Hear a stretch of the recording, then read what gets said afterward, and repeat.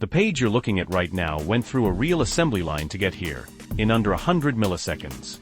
Your HTML got turned into a tree. Your CSS got turned into a different tree. Two trees got merged into one, and that merged tree got turned into actual pixels, 3 separate times, before anything showed up. Most developers ship years of CSS without ever seeing a single stage of that pipeline. 6 real stages, and by the end of this video you'll know exactly which ones your code touches every time you change a style, including the one specific reason some CSS properties animate silky smooth while others visibly stutter, and it has nothing to do with how complex the CSS looks. The pipeline starts the instant bytes arrive from the network. The browser's HTML parser reads them as a stream, not a whole document waiting to be complete, tokenizing as it goes, recognizing start tag, text, end tag, one piece at a time. Each token gets turned into a node, and nodes get attached to their parents as the parser figures out the nesting, building the document object model in real time. That's why a browser can start rendering a page before the entire HTML file has even finished downloading. The DOM is being assembled incrementally, not unpacked all at once from a finished file. The DOM isn't your HTML. It's a live in-memory tree of objects. Every tag, every bit of text, every attribute becomes a node with its own place in that tree, and JavaScript can walk it, delete pieces of it, add new ones, or rewire it entirely, none of which touches the original HTML file at all.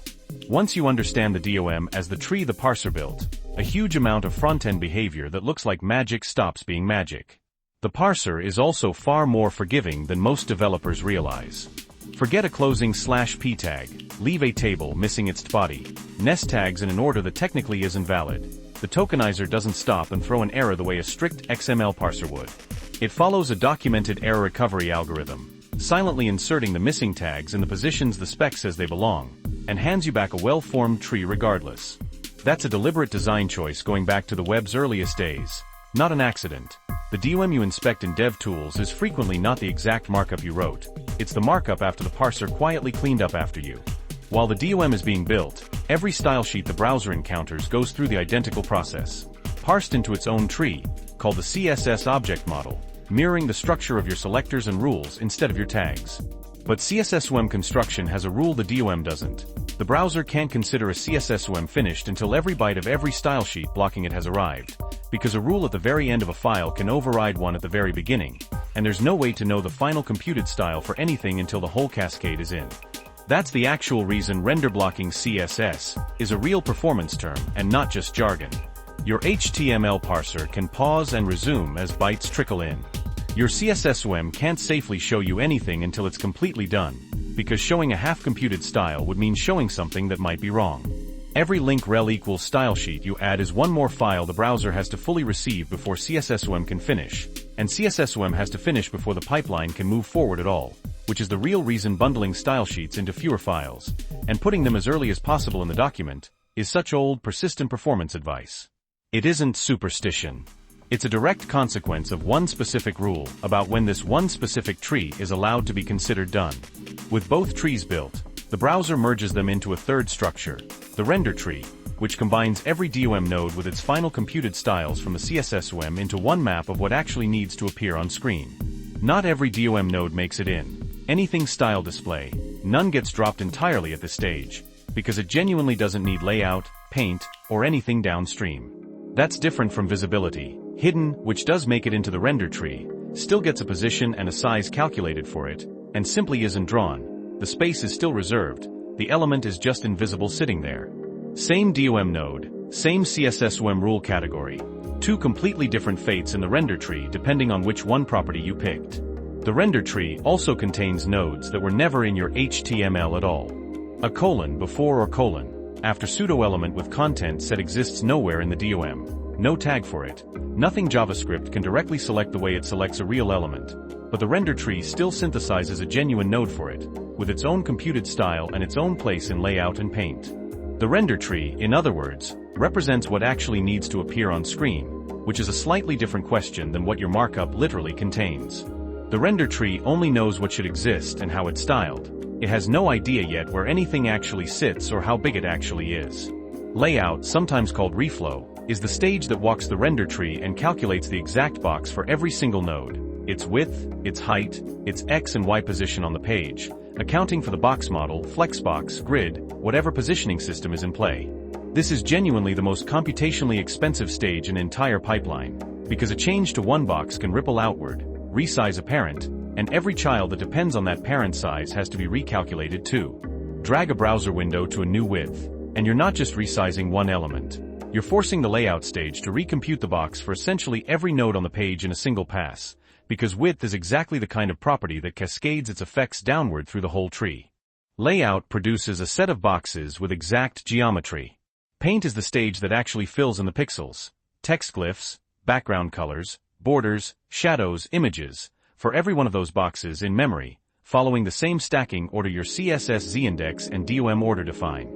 Paint doesn't happen as one giant flat image either. The browser splits complex parts of the page into separate layers when it has a good reason to: a position, fixed header that needs to stay put while everything scrolls under it, a video, or canvas element, anything the browser predicts is about to animate. Each of those gets painted into its own layer instead of the shared page layer, which sets up the final stage perfectly. Paint itself isn't free, either, even though it usually costs less than layout does. Large shadows, gradients, and anything that has to be rasterized across a big area of the screen genuinely takes measurable time to fill in, pixel by pixel. It's just that most real pages change a small enough area, often enough, that paint doesn't become the bottleneck the way layout can. When it does become the bottleneck, it's almost always one of those exact three culprits: a shadow spread across something huge, a gradient recalculating on every frame, or an area of the page repainting far more often than it visually needs to. Here's the stage most developers have genuinely never heard of by name, and it's the one that quietly decides whether your animations feel smooth or feel broken. Composite is the browser taking every one of those separately painted layers and assembling them into the final image, handing that assembly directly to the GPU instead of the CPU. And here's the detail that actually matters for your day-to-day code. Two specific CSS properties, transform and opacity, are mathematically guaranteed to never affect layout or require repainting the pixels underneath them. Moving or fading a layer is something the compositor can do entirely on its own, on the GPU, without asking the browser's main thread to redo any earlier stage. Animate, transform, or opacity, and you're only ever touching the last stage of a 6-stage pipeline. Animate width, top, or margin instead, and you're forcing the browser back through layout and paint on every single frame, 60 times a second, on the same thread that's also trying to run your JavaScript. A smooth animation at 60 frames per second gives you a budget of about 16.6 milliseconds per frame to do absolutely everything: layout, paint, composite, and whatever JavaScript is running combined. A transform, only animation can blow past that budget without even noticing, because it never touches layout or paint at all. It's pure composite, handed straight to the GPU. The identical visual motion built with left and top instead is competing for that same 16.6 milliseconds against full layout and paint passes every frame, which is the entire reason one version feels buttery and the other visibly drops frames under load, even though they can look pixel identical when nothing else is happening on the page. None of this is free just because it's automatic.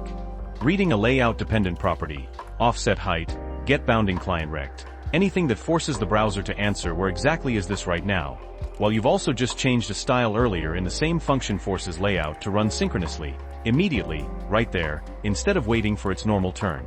Do that inside a loop, alternating writes and reads, and you've built layout thrashing, the browser recalculating the entire page's geometry dozens of times in a single frame, each one blocking, each one avoidable if the reads had simply happened before the writes instead of interleaved with them. JavaScript complicates the front half of this pipeline too. A script tag with no attributes is parser blocking by default.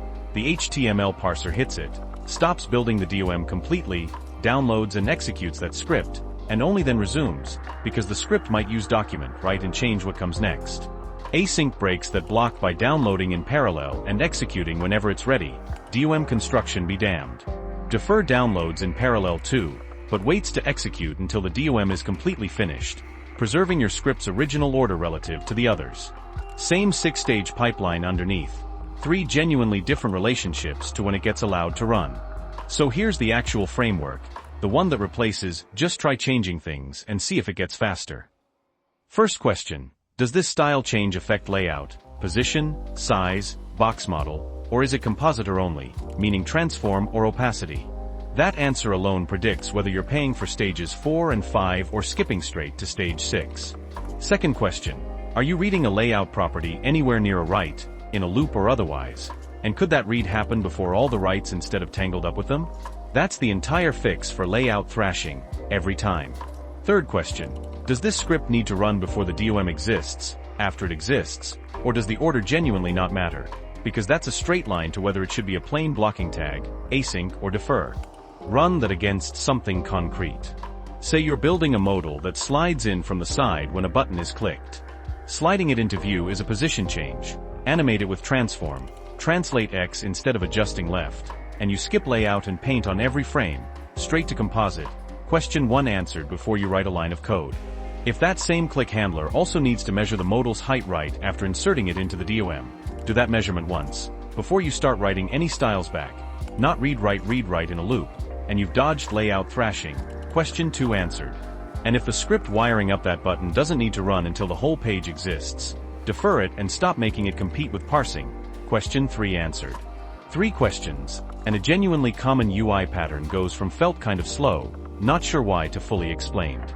None of this is exotic browser trivia.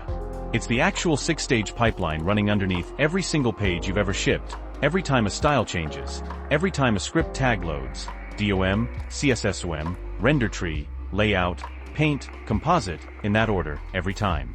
You don't need to memorize the stage names to write good front-end code. But once you know which stage your CSS property actually touches, why does this animation feel janky stops being a mystery you guess at, and starts being a question with one specific, checkable answer.